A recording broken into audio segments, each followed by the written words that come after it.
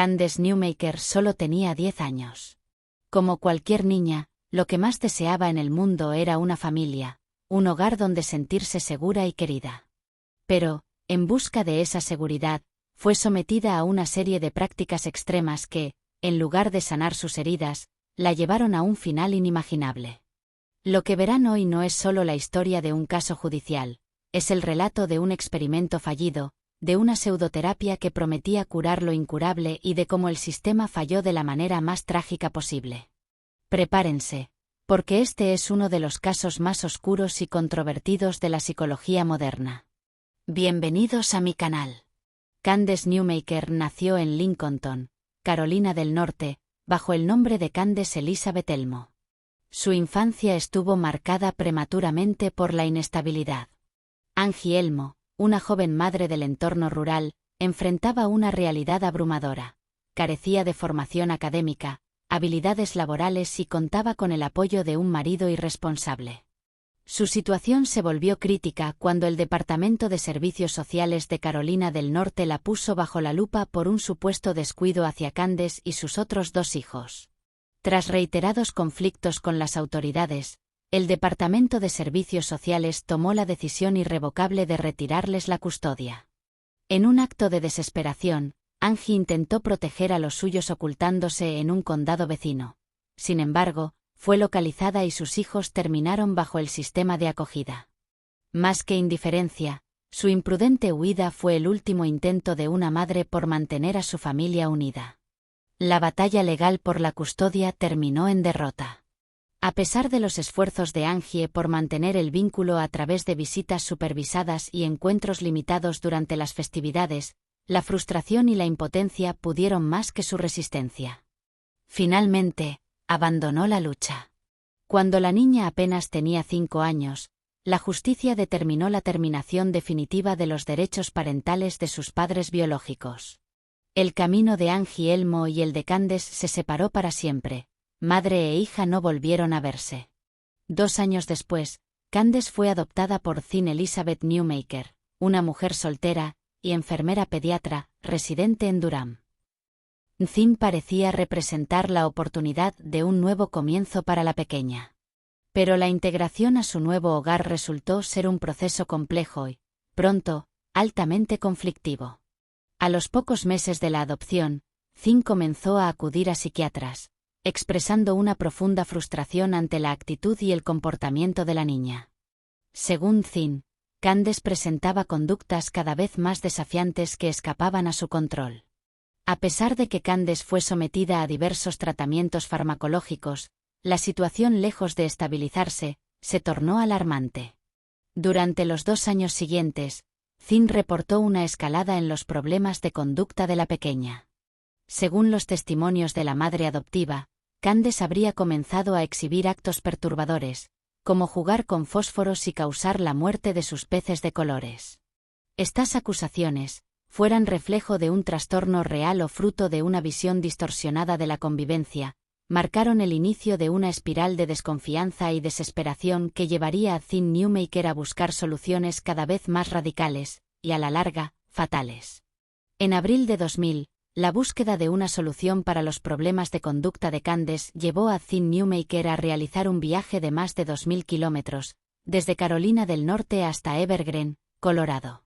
Por recomendación de William Goble, un psicólogo con licencia, Jeanne contrató los servicios de Connell Watkins, quien no tenía licencia, una figura que, irónicamente, gozaba de una reputación nacional como una trabajadora de milagros en el tratamiento de niños con trastornos de apego. Una sesión intensiva de 2 semanas de terapia de apego con Connell Watkins, con un costo de $7,000. Y más. Candace falleció durante la segunda semana de la denominada sesión de renacimiento. En dicha sesión fatal participaron como terapeutas Watkins y Julie Ponder, también sin licencia, junto con los padres adoptivos terapéuticos de Candace, Britta Clare, Jack McDean y Thin Newmaker. Lo que Thin buscaba era una respuesta a la aparente incapacidad de Candace para formar un vínculo afectivo sólido. Sin embargo, lo que encontró fue un programa de sesiones intensivas de 2 semanas, basadas en la polémica técnica del renacimiento. Esta práctica se fundamentaba en una premisa pseudocientífica: obligar al niño a revivir el proceso de nacimiento para corregir fallos emocionales tempranos y forzar, mediante la experiencia física, una nueva conexión con la madre adoptiva. El 18 de abril, el experimento se tornó en tragedia. La sesión, diseñada para ser una experiencia de renacimiento, se convirtió en un escenario de asfixia mecánica. Candace fue envuelta herméticamente en una sábana de franela, reduciendo su libertad de movimiento a la de un feto, y sobre ella se colocaron almohadas y el peso corporal de 4 adultos, sumando un total de 673 libras de presión contra el cuerpo de la niña. El objetivo era que Candace luchara por salir del canal de parto artificial, pero la realidad fue una tortura física y psicológica. Durante 70 minutos, la niña suplicó ayuda, aire y compasión. Sus gritos, que fueron ignorados sistemáticamente por Connell Watkins y Julie Ponder, documentan un sufrimiento atroz. Candace declaró 11 veces que se estaba muriendo. Ante esto, Ponder respondió con una frialdad escalofriante: «Adelante. Muérete ahora mismo, de verdad». Cuando Candace, agotada, vomitando y habiendo perdido el control de sus esfínteres, se negó a seguir con el proceso, Ponder la insultó llamándola cobarde, repetidamente, exacerbando la presión psicológica sobre una niña que ya no podía respirar. En un intento por forzar el apego, se pidió a Thin Newmaker que saliera de la habitación, bajo la premisa de que Candace no debía captar la pena de su madre. Finalmente, los demás asistentes también fueron retirados, dejando a la niña sola con las 2 terapeutas mientras su vida se extinguía. El desenlace trágico. 5 minutos después de que las terapeutas decidieran que era hora de comprobar el estado de la niña, la encontraron inmóvil, con labios y dedos cianóticos. La reacción de Watkins, al ver el cuerpo de Candace cubierto de vómito, fue de una negligencia absoluta. «Oh, ahí está durmiendo en su vómito». Solo cuando la realidad del fallecimiento era inminente, Thin Newmaker entró en la habitación y comenzó las maniobras de reanimación cardiopulmonar. A pesar de los esfuerzos de los paramédicos y el traslado aéreo a un hospital en Denver, Candace fue declarada con muerte cerebral al día siguiente, el 19 de abril, a causa de una asfixia por compresión. La tragedia no solo quedó en el testimonio de los presentes. Las sesiones eran grabadas de forma rutinaria por Watkins para su posterior estudio y marketing. Estas cintas, que incluyen 10 horas de sesiones previas y los 70 minutos de la sesión fatal, se convirtieron en la piedra angular del juicio. Los jueces y jurados no tuvieron que especular sobre lo que ocurrió. Escucharon las súplicas de Candace y la inacción deliberada de quienes, bajo una fachada de autoridad terapéutica, ignoraron los llamados de auxilio de una niña que solo buscaba pertenecer.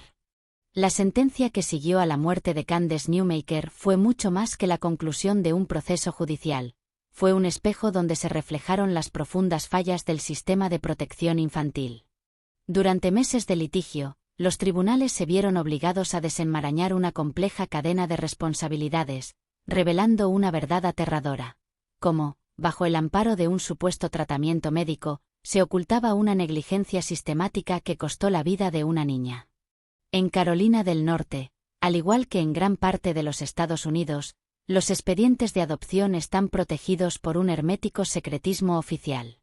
Este velo administrativo fue tan absoluto que, tras la muerte de Candace, el Estado jamás notificó a Angela Elmo sobre la pérdida de su hija.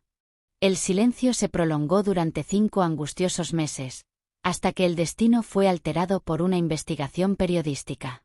Fueron los reporteros del diario The Rocky Mountain News quienes, tras seguir un complejo rastro en los registros públicos, lograron identificar a la madre biológica.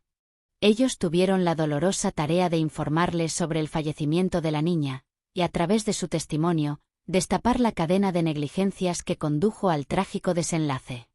Un año después de la tragedia, el sistema judicial de Colorado dictó sentencia contra los implicados. Connell Watkins y Julie Ponder, las terapeutas principales, enfrentaron el mayor peso de la ley. Fueron declaradas culpables de abuso infantil con resultado de muerte, un delito grave que les valió una condena de 16 años de prisión. A pesar de los intentos de Watkins por apelar la sentencia, argumentando defensas sobre la naturaleza de su práctica, los tribunales ratificaron su culpabilidad, consolidando el precedente de que la terapia no puede ser utilizada como escudo para actos criminales. Britta Clare y Jack McDaniel, los denominados padres adoptivos terapéuticos, optaron por colaborar con la justicia a través de un acuerdo de culpabilidad. Fueron condenados por abuso infantil negligente, recibiendo 10 años de libertad condicional y la obligación de cumplir 1000 horas de servicio comunitario. El caso de la madre adoptiva fue quizás el más controversial. Como enfermera practicante, su involucramiento fue visto con un prisma complejo por las autoridades. Se declaró culpable de cargos de negligencia y abuso, recibiendo una sentencia condicional de 4 años. En una decisión que generó debate, estos cargos fueron finalmente eliminados de su expediente tras cumplir con los términos de su sentencia. El cumplimiento de estas penas dejó un sabor amargo en la opinión pública, especialmente tras conocerse la salida anticipada de los principales responsables. En junio de 2008, tras haber cumplido aproximadamente 7 años de su condena original de 16, Connell Watkins obtuvo la libertad condicional. Su salida se produjo bajo lo que las autoridades llamaron intensa supervisión, un régimen que imponía restricciones estrictas sobre su capacidad para ejercer como consejera o mantener contacto con menores de edad. Esta liberación prematura reavivó una pregunta fundamental en la psicología y el derecho. ¿Es suficiente el castigo cuando se trata de la pérdida irreversible de una vida, bajo el pretexto de un cuidado profesional? Para muchos, ver que Watkins recuperó su libertad mientras el caso de Candace sigue siendo un recordatorio trágico de lo que ocurre al ignorar la ética, demuestra que la justicia a menudo se queda corta ante tragedias tan graves. El caso Newmaker no solo cambió la legislación en Colorado, dando paso a la conocida Ley de Candace, sino que obligó a replantearse los estándares éticos en cualquier práctica terapéutica que involucre a los más vulnerables. El caso de Candace Newmaker no solo fue el fin de una vida truncada por la negligencia. Fue un punto de inflexión en la historia legal y psicológica de los Estados Unidos. La magnitud de la muerte de la niña resonó mucho más allá de las paredes de esa habitación en Colorado, transformando la indignación pública en acciones legislativas y en una profunda reflexión ética sobre los límites de la intervención profesional. La conmoción fue total. A medida que los detalles de la sesión de renacimiento salían a la luz y se publicaban en medios de comunicación de todo el mundo, la sociedad comenzó a cuestionar cómo prácticas tan peligrosas habían podido operar bajo el barniz de la terapia. Como respuesta directa a este horror, surgió la Ley de Candace, aprobada inicialmente en Colorado y seguida por Carolina del Norte. Esta legislación fue un paso sin precedentes. Prohibición de prácticas riesgosas. Se ilegalizaron específicamente las técnicas de renacimiento y otras formas de terapia física forzada que pusieran en riesgo la vida de los menores. El impacto fue tal que tanto la Cámara de Representantes como el Senado de los Estados Unidos emitieron resoluciones instando a todos los estados de la nación a adoptar medidas similares, reconociendo que la seguridad de los niños debía estar por encima de cualquier metodología pseudocientífica no regulada. La tragedia de Candace se grabó en la memoria colectiva, inspirando diversas obras en los medios que buscaban explorar, a través de la ficción, la oscuridad de este caso. La historia fue adaptada en series de alto impacto que diseccionaron el abuso bajo el disfraz de la terapia. Un ejemplo notable es el episodio Overload de la temporada 2 de CSI, Investigación de la escena del crimen, que retrata la muerte de un adolescente durante una sesión de renacimiento. Asimismo, La Ley y el Orden, Unidad de Víctimas Especiales y la serie original La Ley y el Orden, episodio Born Again, utilizaron elementos del caso para ilustrar los peligros de las terapias extremas. Más allá de las leyes y las series, la muerte de Candace permanece como una cicatriz en el campo de la psicología. El debate sobre la terapia de apego sigue siendo vigente, sirviendo como una advertencia sobre los peligros de la falta de regulación profesional y la desesperación de padres que, buscando ayuda, pueden caer en manos de supuestos expertos sin escrúpulos.